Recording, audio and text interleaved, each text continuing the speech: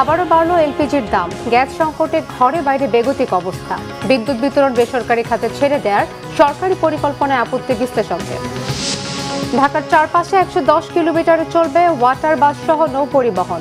দ্রুত নৌপথ সচল করার নির্দেশ প্রধানমন্ত্রী তারেক রহমানের। পুলিশ কোনো দলের বা লাঠিয়াল বাহিনী নয়, তারা হবে মানুষের অকৃত্রিম বন্ধু, বলেছেন স্বরাষ্ট্রমন্ত্রী।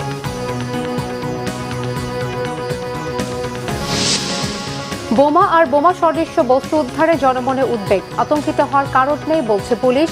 সন্দেহজনক কিছু দেখলে দ্রুত আইনশৃঙ্খলা বাহিনীকে জানানোর পরামর্শ। দেশে আর কোনো বৈষম্য বরদাস্ত করা হবে না, হুঁশিয়ারি জামাত আমিরের। সব রাজনৈতিক বিভাজনের জন্য ক্ষমতাসীনদের দায়ী করলেন নাহিদ।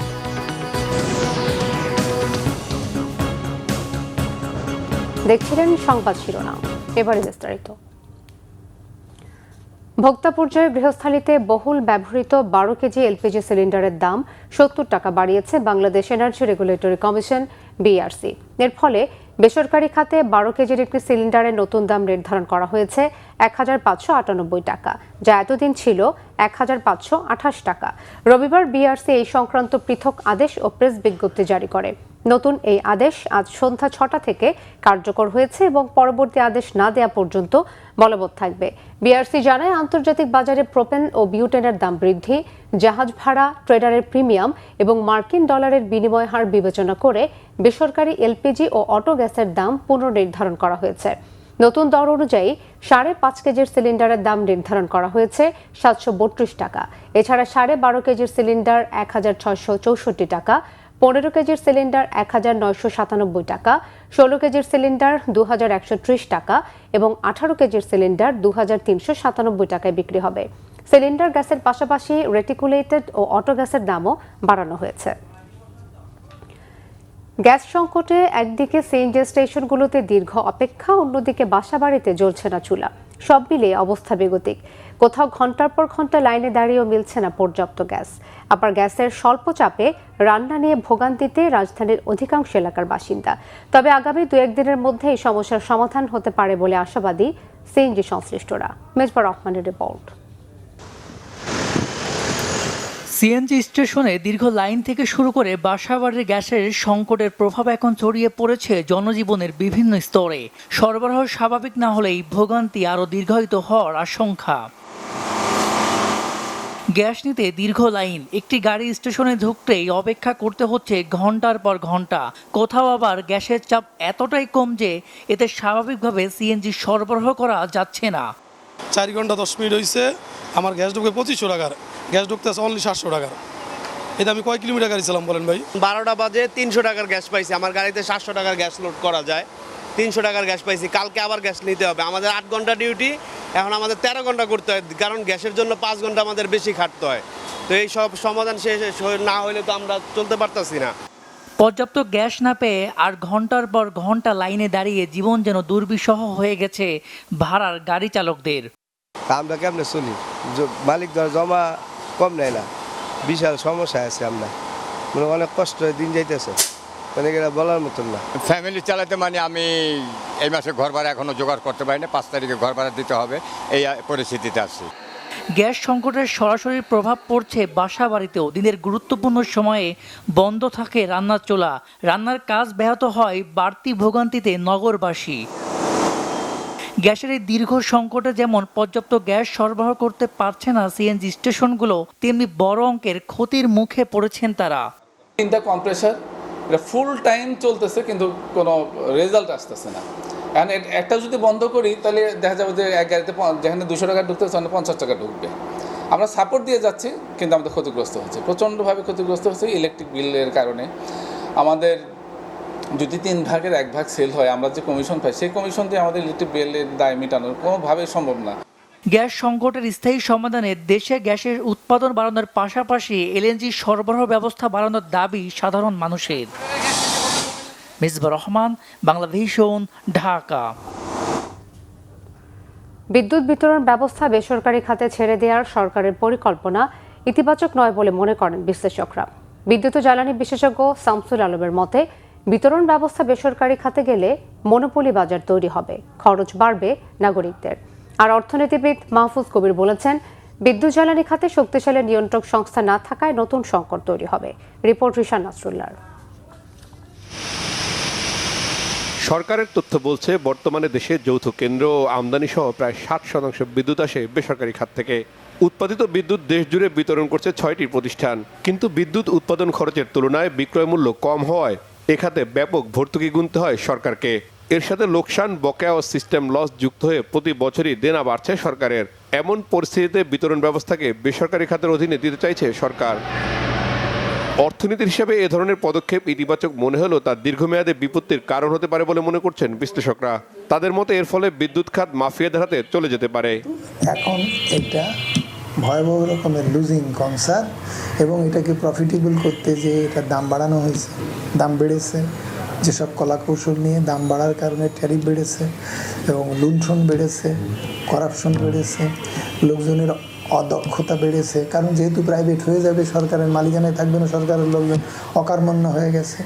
এই যে কনসিকুয়েন্সগুলো, অভিঘাতগুলো তৈরি হয়েছে, সেই অভিঘাতগুলো থেকে এখন সরকারকে বেরোনো অর্থ এই নয় যে আবার বেসরকারিকরণ করে দেওয়া, অর্থাৎ যা সরকারি আছে তার বেসরকারিকরণ করতে হয়, তাহলে আর সরকারের অস্তিত্ব থাকবে না। তো এখন যদি প্রাইভেটাইজের কথা বলি, তাহলে একটা দুটো কোম্পানি আসবে, তারাই কিন্তু নিজেরা ভাগ বটারা করে দেশের কিন্তু জনগণের উপরে এটা চিন্তাবাদের ভূতের মতো হবে। সুবিধাভোগী কোম্পানি আছে যারা এই যে এই সরকারের প্রভাবলের মধ্যে থেকে তারা কিন্তু বিপুল পরিমাণে হাজার হাজার কোটি টাকার মালিক হয়েছে, তারা এখন দেশের যে নাগরিক হিসেবে স্বীকার করতে চায় না।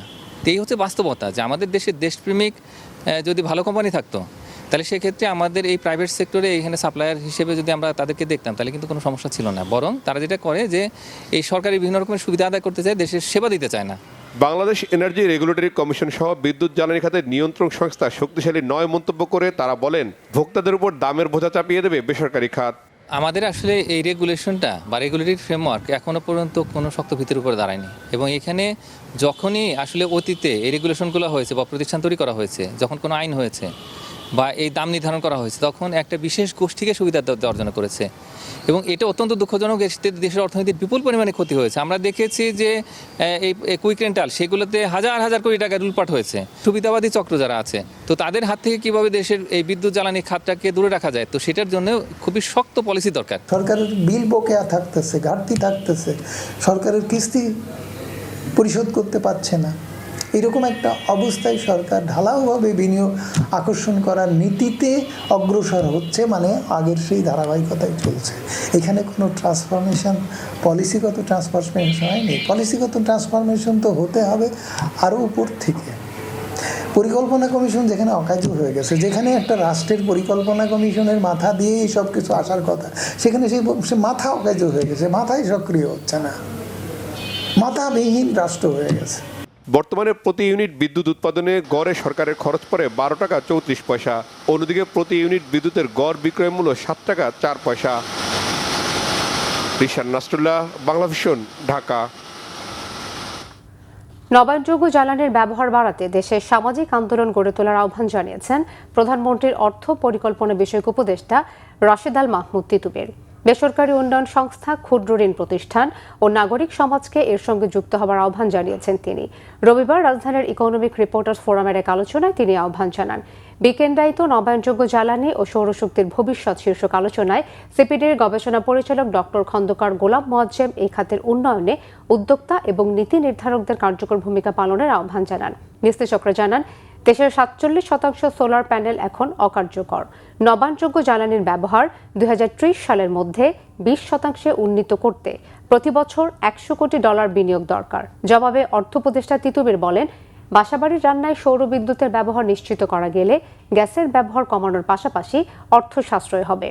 এজন্য খালকাটা কর্মসূচি বা ঠিকাদারের মতো সামাজিক আন্দোলন গড়ে তুলতে হবে। সিভিল সোসাইটি এবং এনজিওদের সবার আসলে আন্দোলনের মূল উদ্দেশ্য হওয়া দরকার যে কিভাবে আমরা বাসযোগ্য পৃথিবী তৈরি করব এবং সেখানে আমরা নিশ্চিত করব যে নবায়নযোগ্য। কারণ সবাই তো তারা বলছেন যে এনজিওরা বলছেন যে তারা ভ্যালু বেসড অর্গানাইজেশন, তাহলে সেটা কোথায়? আমাদেরকে প্রথম কাজ এবং প্রধান কাজ হচ্ছে যে আমাদের সামাজিক সচেতনতা, এবং সেটা একটা কালেকটিভ অ্যাকশন, সামাজিক আন্দোলন গড়ে তোলা উচিত, এবং জ্বালানি বিদ্যুৎকে অধিকার হিসাবে স্থাপন করা। ঢাকার চারপাশে 110 কিলোমিটার নৌপথে ওয়াটার বাস চালু সহ নৌপথ সচল করার নির্দেশ দিয়েছেন প্রধানমন্ত্রী তারেক রহমান। একই সাথে নদী যাতে দূষণমুক্ত থাকে সেই বিষয়ে দিক নির্দেশনাও দিয়েছেন তিনি। রবিবার সচিবালয়ে ঢাকার চারপাশের বৃত্তাকার নৌপথ উন্নয়ন সংক্রান্ত বিষয়ে প্রধানমন্ত্রীর সাথে এই বৈঠক হয়। পরে নৌপরিবহন মন্ত্রী শেখ রবিউল আলম জানিয়েছেন, ঢাকার চারপাশে 4টি নদীতে নৌযান চলাচল নিশ্চিতে কাজ করছে সরকার। 424টি জায়গায় বর্জ্য অপসারণের পর দূষণমুক্ত করে নৌপথে অবাধে চলাচল নিশ্চিতের পরিকল্পনা রয়েছে সরকারের। এর 2 মাস পরে বেসরকারি খাতকে সম্পৃক্ত করা হবে। চারপাশের নদীকে দূষণমুক্ত করতে সরকার পরিকল্পনা নিয়েছে বলেও জানান নৌপরিবহন মন্ত্রী। এ সময় ঢাকা দক্ষিণ সিটি কর্পোরেশনের প্রশাসক আব্দুল সালাম জানান, নদীতে আবর্জনা যেন ফেলা না হয় সেজন্য পার বাধা সহ বিভিন্ন পরিকল্পনা নেওয়া হচ্ছে। ওয়াটারওয়েজ যেটা আছে ঢাকা শহরের চারপাশে, সেটা প্রায় 110 কিলোমিটারের মতো। তো সেখানে কিভাবে ওয়াটার বাস এবং নৌযাত্রা যেগুলি আছে সেটা নিশ্চিত করা যায়। একটা সময় 2005 সালে তখনকার প্রধানমন্ত্রী বেগম খালেদা জিয়া সেটা উদ্বোধন করেছিলেন। পরবর্তীতে সেটা চলেছিল, বিগত সরকারের আমলে সেটা বন্ধ হয়ে যায়, অকেজ হয়ে যায়। তো আমাদের সরকারের একটা পরিকল্পনা রয়েছে যে আমাদের যে নদী সংযোগটা আছে, 4টি নদীর সংযোগ, তো এই 4টি নদী ঢাকাকে পরিবেষ্টিত করা আছে। সেই জায়গাগুলিতে আমরা ওয়াটার বাস এবং যেটাকে বলা হয় নৌপথে চলাচলটা যাত্রীদের জন্য নিশ্চিত করতে চাই। প্রধানমন্ত্রী তারেক রহমান বলেছেন, তরুণ উদ্ভাবকরাই বাংলাদেশের ভবিষ্যৎ। তাদের গবেষণা, প্রযুক্তি উদ্ভাবন ও স্টার্টআপ উদ্যোগে সরকার সবসময় পাশে থাকবে। আন্তর্জাতিক পর্যায়ে আন্ডার ওয়াটার রোবোটিক ড্রোন নির্মাণ প্রতিযোগিতায় বিজয়ী দল এমআইএসটির শিক্ষার্থীরা সচিবালয়ে প্রধানমন্ত্রীর সাথে সাক্ষাৎ করেন। আন্তর্জাতিক পর্যায়ে বিশাল এই সাফল্যে বিজয়ীদের অভিনন্দন জানান প্রধানমন্ত্রী। সেই সাথে তাদের ভবিষ্যৎ গবেষণা, প্রযুক্তি উন্নয়ন ও উদ্ভাবনী উদ্যোগে সরকারের সর্বাত্মক সহযোগিতার আশ্বাস দেন। তিনি বলেন, বাংলাদেশকে এগিয়ে নিতে হলে উদ্ভাবক, গবেষক ও প্রযুক্তি উদ্যোক্তাদের এগিয়ে আসতে হবে। তৈরি পোশাক শিল্প দেশের প্রধান রপ্তানি খাত হলেও এর পাশাপাশি সেমিকন্ডাক্টর, ফার্মাসিউটিক্যালস, ফার্নিচার ও কসমেটিক্স সহ নতুন সম্ভাবনাময় শিল্পকে শক্তিশালী করে বহুমুখী রপ্তানি অর্থনীতি গড়ে তুলতে সরকার কাজ করছে বলেও এ সময় উল্লেখ করেন প্রধানমন্ত্রী তারেক রহমান। বৈঠকে এমআইএসটির শিক্ষার্থীরা প্রতিযোগিতায় চ্যাম্পিয়ন দল তাদের উদ্ভাবিত আন্ডার ওয়াটার রোবটটি প্রধানমন্ত্রীকে প্রদর্শন করে। স্বরাষ্ট্রমন্ত্রী সালাউদ্দিন আহমদ বলেছেন, পুলিশ কোনো দলের বা লাঠিয়াল বাহিনী নয়, বরং দলীয় প্রভাবমুক্ত, আধুনিক, প্রযুক্তি বান্ধব ও মানবিক একটি সংস্থা, যা দুর্নীতির বিরুদ্ধে জিরো টলারেন্স নীতি মেনে চলবে। রাজশাহীর সারদায় বাংলাদেশ পুলিশ একাডেমিতে 27তম বিসিএস পুলিশ ব্যাচ প্রথম পর্যায়ের প্রশিক্ষণ সমাপনী কুচকাওয়াজ অনুষ্ঠানে তিনি এসব কথা বলেন। সালাউদ্দিন আহমদ বলেন, চেইন অফ কমান্ড বজায় রেখে বৈষম্যহীন সমাজ গঠন, আইনের শাসন প্রতিষ্ঠা ও জনমনে স্বস্তি ফিরিয়ে আনতে পুলিশ সদস্যরা কাজ করবেন। ডিজিটাল অপরাধ দমন ও সাইবার নিরাপত্তার জন্য কারিগরি দক্ষতা অর্জন করে সাধারণ মানুষের অকৃত্রিম বন্ধু ও সেবক হিসেবে নিজেদের গড়ে তোলার জন্য নবীন পুলিশ কর্মকর্তাদের আহ্বান জানান স্বরাষ্ট্রমন্ত্রী।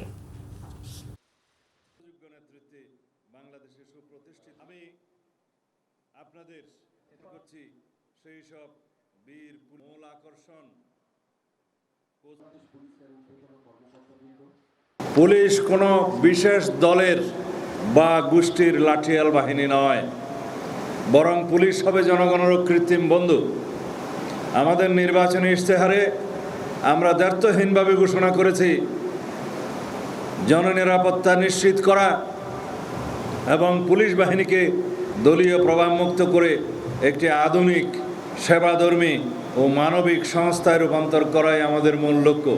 মুক্তিযুদ্ধের চেতনা ও 2024 সালের ছাত্র গণ অভ্যুত্থানের শহীদের আত্মত্যাগের প্রতি সম্মান জানাতে এবং একটি শান্তিপূর্ণ ও উন্নত গণতান্ত্রিক বাংলাদেশ বিনির্মাণে আপনারা ভূমিকা পালন করবেন। সংযুক্ত আরব আমিরাতে জামিনে মুক্তি পেয়েছেন বাংলাদেশের সাবেক পুলিশ মহাপরিদর্শক বেনজির আহমেদ। গত 27 জুলাই সোমবার দুবাইয়ের একটি আদালত তার জামিন আবেদন মঞ্জুর করেন। প্রয়োজনীয় আইনি প্রক্রিয়া শেষে গত বৃহস্পতিবার কারামুক্ত হন তিনি। জানা গেছে, বেনজির জামিন পেলেও সংযুক্ত আরব আমিরাত ত্যাগ করতে পারবেন না তিনি। বাংলাদেশ সরকারের পক্ষ থেকে পাঠানো প্রত্যর্পণ সংক্রান্ত নথিপত্র এবং আইনি প্রক্রিয়া নিয়ে আদালতে উভয় পক্ষে শুনানি অনুষ্ঠিত হয়। পরে তাকে শর্ত সাপেক্ষে জামিন দেওয়ার সিদ্ধান্ত নেন বিচারক। তবে এ বিষয়ে আনুষ্ঠানিকভাবে দুবাই কর্তৃপক্ষের কোনো বক্তব্য পাওয়া যায়নি। সাংবাদিকদের এক প্রশ্নের জবাবে পররাষ্ট্র প্রতিমন্ত্রী শামা ওবায়েদ জানিয়েছেন, বেনজির আহমেদকে দেশে ফিরিয়ে এনে বিচারের মুখোমুখি করতে দুবাই সরকারের সঙ্গে যোগাযোগ অব্যাহত রয়েছে। এদিকে স্বরাষ্ট্রমন্ত্রী সালাউদ্দিন আহমেদ জানিয়েছেন, বেনজিরের জামিন আদেশ বাতিলে দুবাইয়ের ল ফার্ম নিয়োগ করেছে সরকার।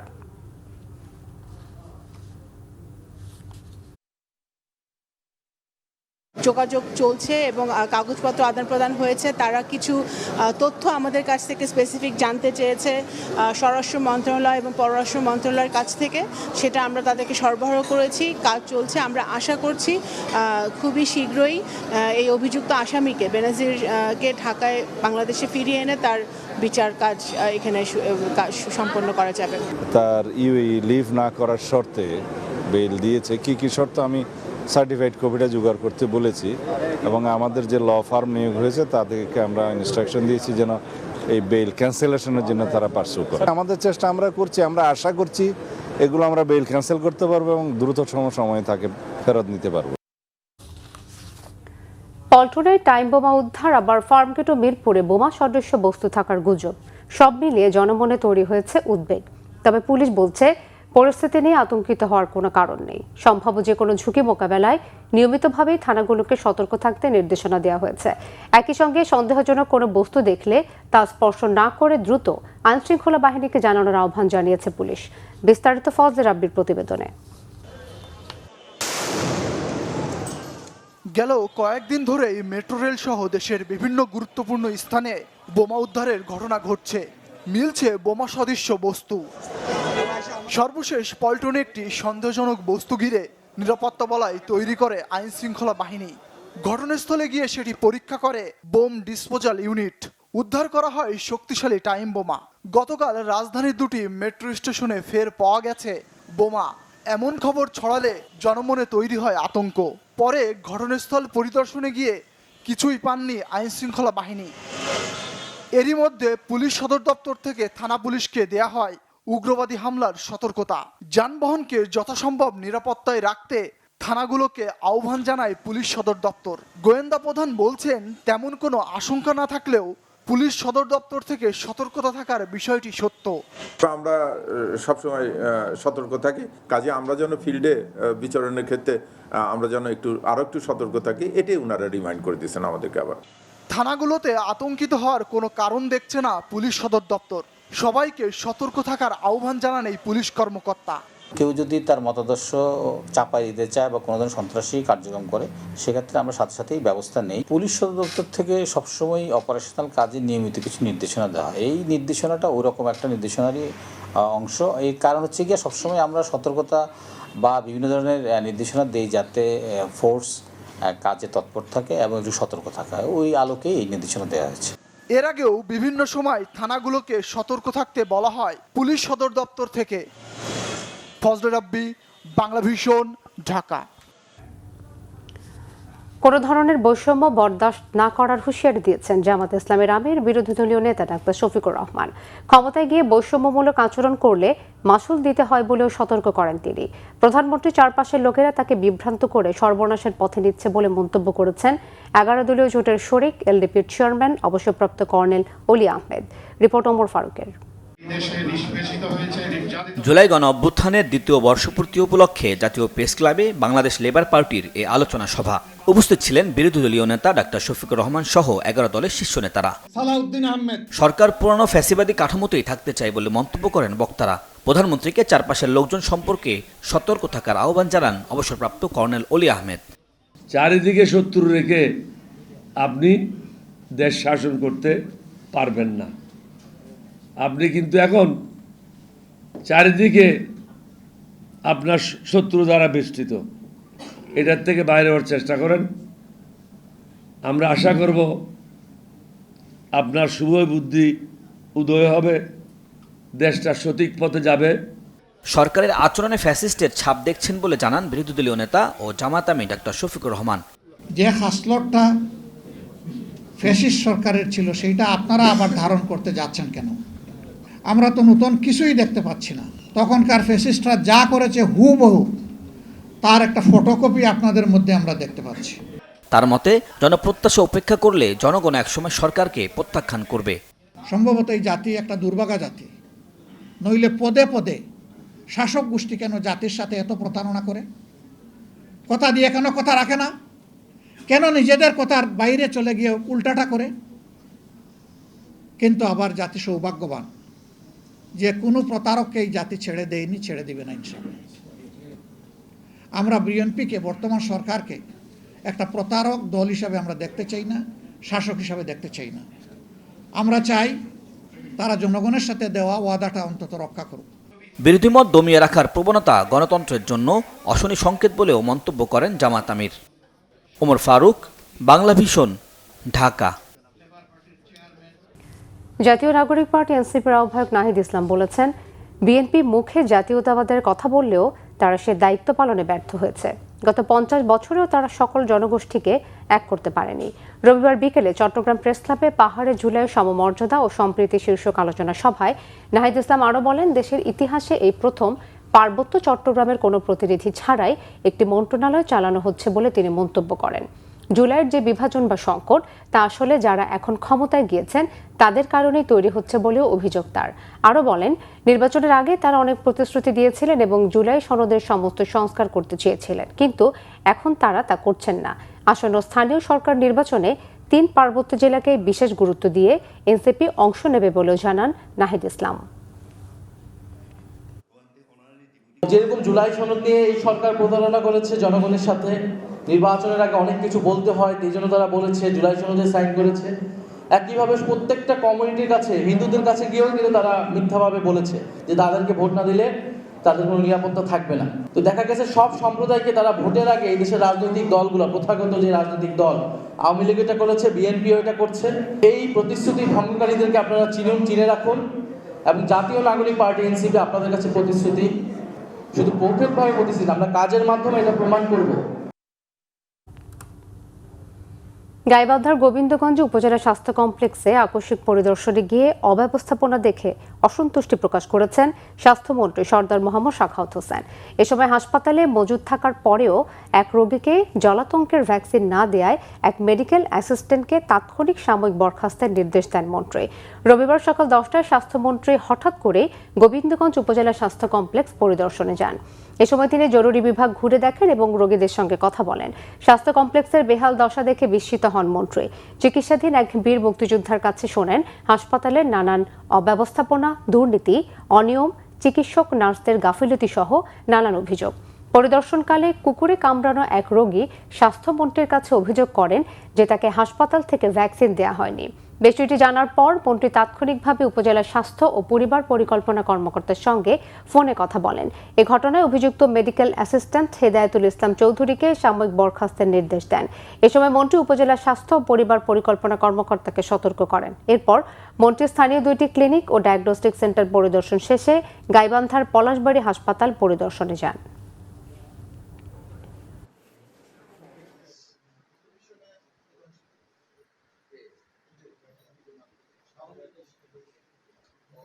এখানে যা পেয়েছি, বেশিরভাগ ডাক্তার দেরিতে আসেন। আপনি যেটা বলেছেন, ডাক্তার প্রয়োজনের তুলনায় বিদ্যমান যে ডাক্তার অ্যালোকেট করা হয়েছে অর্গানোগ্রামে, তার চেয়ে ডাক্তারের পোস্টিং অনেক কম হয়েছে। এটা আমি দেখেছি, আমি নোট করে নিলাম। ইরেগুলারিটিস আছে, এটা আমি নোট করে নিলাম। অ্যান্টি র্যাবিস ভ্যাকসিন সম্বন্ধে আপনারা দেখেছেন একটি অনিয়ম পেয়েছি, আপনারা সেটাও জানেন। 2-3টে ক্লিনিক দেখেছি, ওইখানেও অনিয়ম আছে। গণতন্ত্র টিকিয়ে রাখতে স্বাধীন বিচার বিভাগ ও শক্তিশালী প্রতিষ্ঠান গড়তে হবে বলে মন্তব্য করেছেন স্থানীয় সরকার, পল্লী উন্নয়ন ও সমবায় মন্ত্রণালয়ের মন্ত্রী মির্জা ফখরুল ইসলাম আলমগীর। ঠাকুরগাঁও বার কাউন্সিলের আইনজীবীদের সঙ্গে মতবিনিময় সময় তিনি কথা বলেন। মির্জা ফখরুল বলেন, গণতন্ত্র প্রতিষ্ঠিত হলে অন্যান্য উন্নয়নমূলক কাজও সহজ হয়ে যাবে। যদি প্রভাবমুক্ত একটি স্বাধীন বিচার বিভাগ গড়া যায়, তাহলে দেশের নাগরিকরা প্রকৃত ন্যায় বিচার পাবেন। একইভাবে প্রশাসনকে দক্ষ ও জবাবদিহিমূলক প্রতিষ্ঠানে রূপান্তর এবং সংসদকে আরও কার্যকর করতে পারলে গণতন্ত্র অনেক দূর এগিয়ে যাবে। মতবিনিময় সভায় জেলা প্রশাসক মোহাম্মদ রফিকুল হক, জেলা পুলিশ সুপার বেলাল হোসেন, ঠাকুরগাঁও বার কাউন্সিলের আইনজীবী সহ উচ্চ পর্যায়ের কর্মকর্তারা উপস্থিত ছিলেন।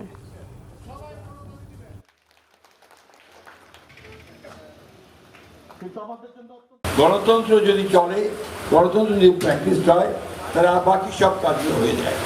আমরা যে প্রতিষ্ঠান তৈরি করতে পারি, জুডিশিয়ারি সত্যিকার অর্থে একটা ন্যায় বিচারের কোনো রকম আপনার প্রভাবমুক্ত একটা জুডিশিয়ারি যদি আমরা তৈরি করতে পারি, তাহলে আমাদের সাধারণ নাগরিকগুলো উপকৃত হবে। আমরা একটা প্রশাসনকে যদি দক্ষ প্রশাসন হিসেবে গড়ে তুলতে পারি, তাহলে রাষ্ট্র উপকৃত হবে। স্বাধীনতা, ক্ষমতা ও দায়িত্ব একত্রিত করে সরকার গণমাধ্যম কমিশন গঠন করবে বলে জানিয়েছেন তথ্য সম্প্রচার মন্ত্রী জহিরুদ্দিন স্বপন। রবিবার সকালে ঢাকা বিশ্ববিদ্যালয়ের গণযোগাযোগ ও সাংবাদিকতা বিভাগের 64তম প্রতিষ্ঠা বার্ষিকীর অনুষ্ঠানে প্রধান অতিথির বক্তব্যে তিনি কথা বলেন। এ সময় বস্তুনিষ্ঠ সাংবাদিকতায় সাংবাদিকদের লক্ষ্য হওয়া জরুরি বলে মন্তব্য করেন জহিরুদ্দিন স্বপন। তিনি জানান, এআই এর যুগে অপতথ্য একটি বড় চ্যালেঞ্জ হয়ে দাঁড়িয়েছে, তবে সরকার অপতথ্য মোকাবেলায় কাজ করে যাচ্ছে বলে জানান তথ্যমন্ত্রী। সেমিনারে বিশেষ অতিথির বক্তব্যে ঢাকা বিশ্ববিদ্যালয়ের উপাচার্য অধ্যাপক ডক্টর এবিএম ওবায়দুল ইসলাম বলেন, বস্তুনিষ্ঠ সাংবাদিকতা দেশ পরিবর্তনে ভূমিকা রাখতে পারে, তাই দেশকে দক্ষ ও সৃজনশীল সাংবাদিক তৈরির দিকে এগিয়ে নিতে হবে।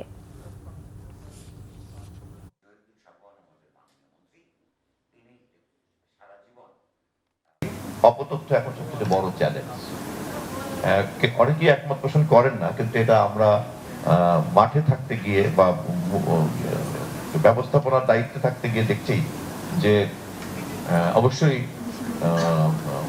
ফ্রিডম অফ জার্নালিজমটা একটা চ্যালেঞ্জ ছিল, আছে এখনো, কিন্তু তার চেয়ে তো অনেক বেশি জায়গা দখল করে ফেলেছে অপতথ্যের চ্যালেঞ্জ, বিকৃত তথ্যের চ্যালেঞ্জ। সাংবাদিক কমিশন, গণমাধ্যম কমিশন এটা আমরা করার কাজে হাত দিয়েছি।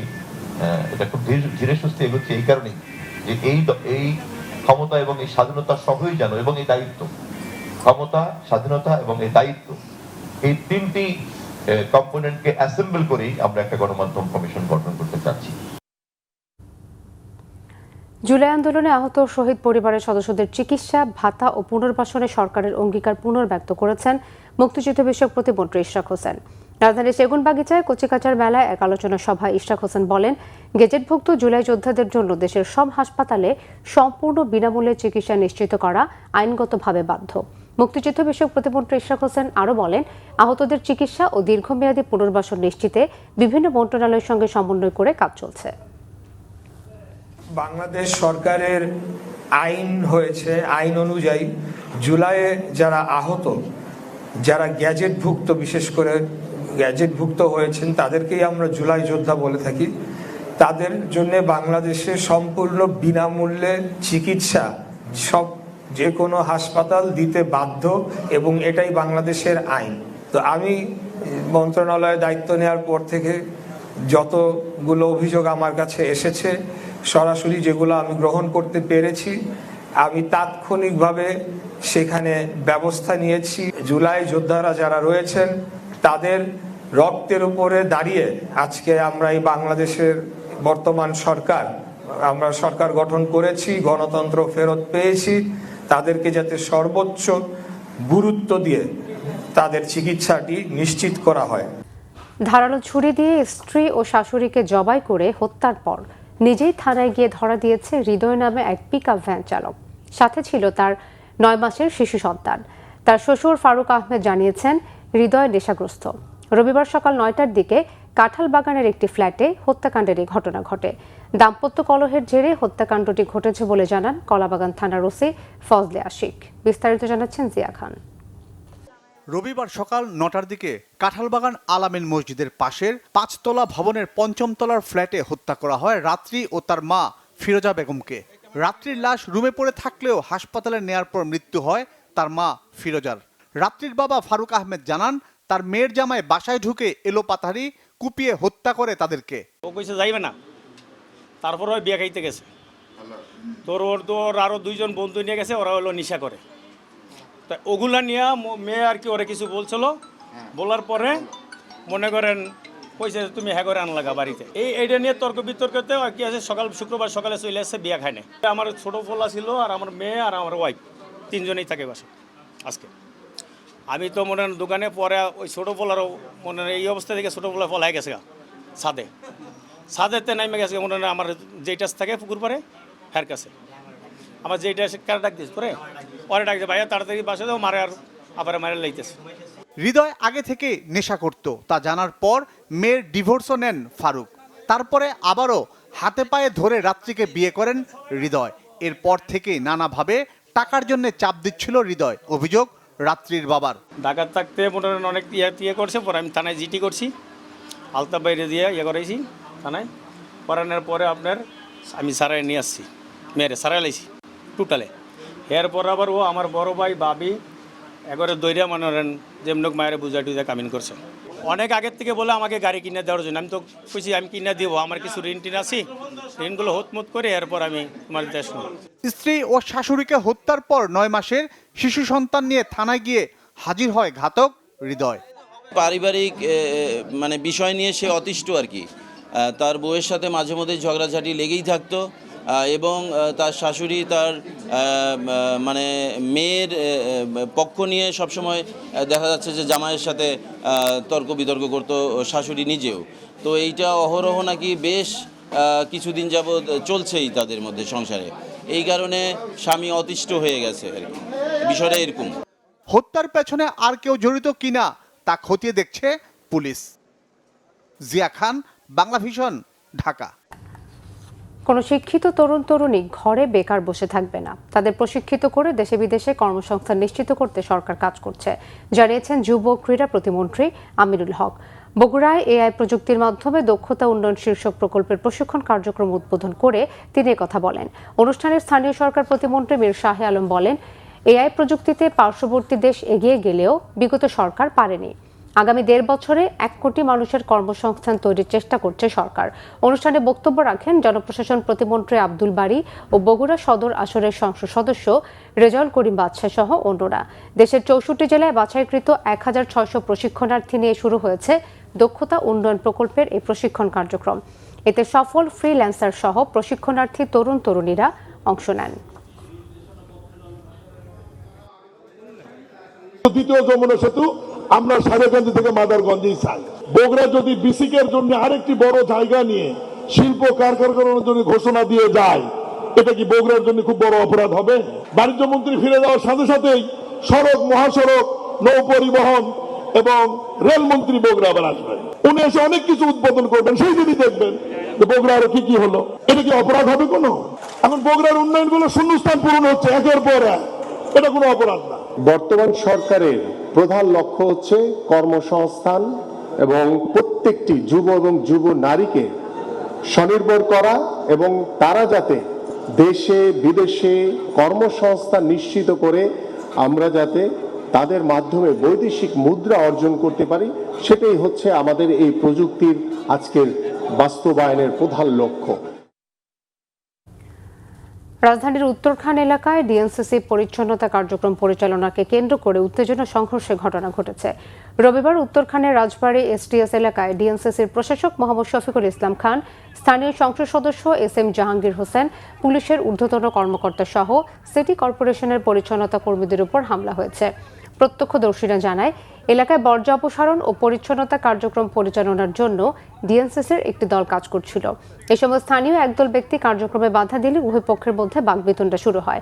পরিস্থিতি উত্তপ্ত হয়ে সংঘর্ষের রূপ নেয়। পরে এলাকায় অতিরিক্ত পুলিশ মোতায়েন করা হয়েছে। হামলার অভিযোগ তদন্ত করে দোষীদের বিরুদ্ধে আইনানুগ ব্যবস্থা নেওয়া হবে বলে প্রশাসনের পক্ষ থেকে জানানো হয়েছে।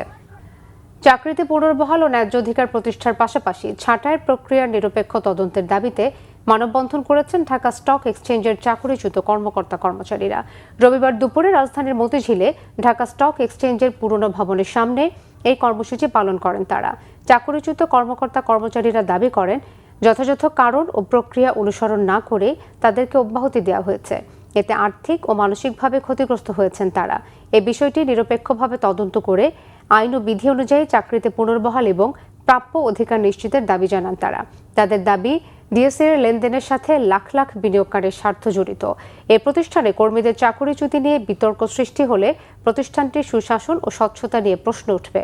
এ ধরনের ঘটনাকে কেন্দ্র করে অনিশ্চয়তা তৈরি হলে তার প্রভাব সামগ্রিক পুঁজিবাজারে পড়বে বলে উল্লেখ করেন তারা। গোপালগঞ্জের কাশিয়ানীতে এক স্কুল ছাত্রী ও এক তরুণকে গাছে বেঁধে নির্যাতনের ঘটনার মূল হোতা নয়ন গোলদারকে আটক করেছে পুলিশ। রবিবার ভোরে মাদারীপুর জেলার রাজৈরো এলাকা থেকে তাকে আটক করা হয়।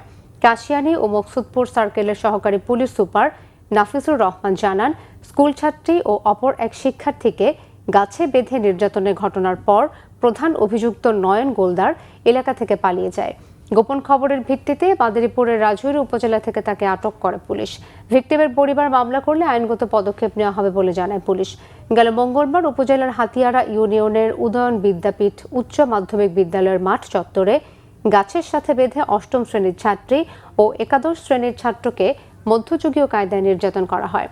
পরবর্তীতে টাকার বিনিময়ে তাদের উদ্ধার করে ভুক্তভোগীর পরিবার। পরদিন ওই ছাত্রী বিষপানে আত্মহত্যার চেষ্টা করলে তাকে হাসপাতালে ভর্তি করা হয়। সুস্থ হয়ে শুক্রবার সে বাড়ি ফিরে যায়। বিষয়টি সামাজিক যোগাযোগ মাধ্যমে ছড়িয়ে পড়ে। দ্রুত একটি চুক্তিতে পৌঁছানোর শর্তে ইরানে পরিকল্পিত হামলা বাতিল করেছেন মার্কিন প্রেসিডেন্ট ডোনাল্ড ট্রাম্প। শনিবার রাতে সামাজিক মাধ্যম ট্রুথ সোশ্যাল পোস্টে প্রেসিডেন্ট ট্রাম্প দাবি করেন, হরমুজ প্রণালী খুলে দেওয়া সহ চুক্তির বেশ কিছু শর্তে রাজি হওয়ায় ইরান ও মধ্যপ্রাচ্যের অন্যান্য দেশের অনুরোধে হামলা বাতিলের সিদ্ধান্ত নিয়েছেন। তবে প্রেসিডেন্ট ট্রাম্পের দাবি নাকচ করেছে ইরান। চুক্তির অগ্রগতি বা হামলা বন্ধের বিষয়ে যুক্তরাষ্ট্রের সাথে কোনো আলোচনা হয়নি বলে জানায় তেহরান। এর আগে তুরস্ক, পাকিস্তান ও সৌদি আরবের পররাষ্ট্রমন্ত্রীদের সঙ্গে ফোন আলাপে ইরানের পররাষ্ট্রমন্ত্রী আব্বাস আরাকচি হুঁশিয়ার করেছিলেন, যুক্তরাষ্ট্র ও ইসরায়েলের যে কোনো আগ্রাসনের উচিত জবাব দেওয়ার প্রস্তুতি সম্পন্ন করেছে তেহরান। আরাকচির সতর্কবার্তার পরেই ইরানে হামলা বাতিল করল যুক্তরাষ্ট্র। যদিও মধ্যপ্রাচ্যে আকস্মিক সংঘাত শুরুর শঙ্কায় ইসরায়েল, জর্ডান, ইরাক, কাতার ও সৌদি আরব সহ বেশ কয়েকটি দেশে নিরাপত্তার সতর্কতা জারি করেছে মার্কিন দূতাবাস। মার্কিন নাগরিকদের যে কোনো সময় ছাড়তে হতে পারে মধ্যপ্রাচ্য। টঙ্গীর আর্চারি ট্রেনিং একাডেমিতে অনুষ্ঠিত প্রেসিডেন্টস চ্যালেঞ্জ কাপের রিকার্ভ মিক্সড টিম ইভেন্টে স্বর্ণপদক জয় করেছেন বাংলাদেশের উদীয়মান আর্চার সীমা আক্তার সীমু। টঙ্গীর আর্চারি ট্রেনিং একাডেমিতে এই প্রতিযোগিতায় সীমু ও মালয়েশিয়ার মোহাম্মদ দানিশের জুটির গড়া আজালিয়া দল ৬-০ সেটে প্রতিপক্ষ ব্লুবেল দলকে পরাজিত করে এই গৌরব অর্জন করে। একই ইভেন্টের ব্রোঞ্জ পদক নির্ধারণী লড়াইয়ে প্রেমরোজ দল ডালিয়া দলকে পরাজিত করে তৃতীয় স্থান নিশ্চিত করেছে। এদিকে রিকার্ভ অনূর্ধ্ব 18 মিক্স টিম ইভেন্টেও দেখা গেছে দারুণ লড়াই। সেখানে লিলি দলের হয়ে অ্যাঞ্জেলা ফিলিপ ও রুদ্র কুমার ৬-০ সেটে জয় পেয়ে চ্যাম্পিয়ন হয়েছেন। এই বিভাগে প্রতিযোগিতায় তৃতীয় স্থান অধিকার করে ব্রোঞ্জ পদক জিতেছে পিউনি দল। আজ বিকেলে বাকি ইভেন্টের ফাইনাল ও সমাপনী অনুষ্ঠানের মধ্য দিয়ে পর্দা নামল এই জমজমাট প্রতিযোগিতার। সংবাদ শেষ করব শিরোনামগুলো আরো একবার জানিয়ে। আবারও বাড়ল এলপিজির দাম। গ্যাস সংকটে ঘরে বাইরে বেগতিক অবস্থা। বিদ্যুৎ বিতরণ বেসরকারি খাতে ছেড়ে দেওয়ার সরকারি পরিকল্পনায় আপত্তি বিশ্লেষকদের। ঢাকার চারপাশে 110 কিলোমিটারে চলবে ওয়াটার বাস সহ নৌ পরিবহন। দ্রুত নৌপথ সচল করার নির্দেশ প্রধানমন্ত্রী তারেক রহমানের। পুলিশ কোনো দলের বা লাঠিয়াল বাহিনী নয়, তারা হবে মানুষের অকৃত্রিম বন্ধু বলেছেন স্বরাষ্ট্রমন্ত্রী।